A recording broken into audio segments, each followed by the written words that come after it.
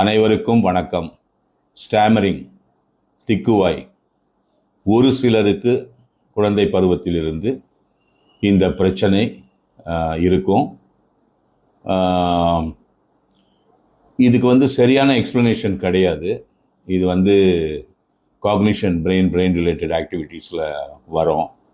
அதோட exact cos reason identify பண்ண முடியல மாடர்ன் சயின்ஸில். இதுக்கு ஒன்றும் பெரிய ட்ரீட்மெண்ட்டு அது மாதிரிலாம் கிடையாது. சில வாய்ஸ் ட்ரைனிங் அந்த மாதிரிலாம் இருக்குது.